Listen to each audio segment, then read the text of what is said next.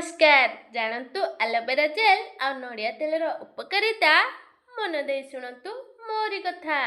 Market रे मिलुथिबा chemical night cream ठारू दूरे रुहंतु। एलोवेरा जेल आ नड़िया तेल को व्यवहार करंतु। क्रीम बदल रे आपण माने मुहरे लगांतु एलोवेरा जेल को मिसे नड़िया तेल रे। राति रे सोइबा पूर्वरु मुहरे लगांतु। आपणक चेहरा को चिकन रखंतु। आज जने दीदी मेहंदी करने को आसीथिले। मेहंदी सरिला परे सीए चली गले।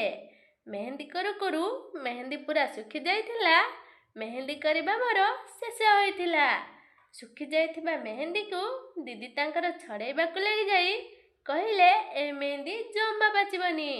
मु कहली नहीं जरूर पाचिबा दीदी, तमे जम्मा छड़ाओनी।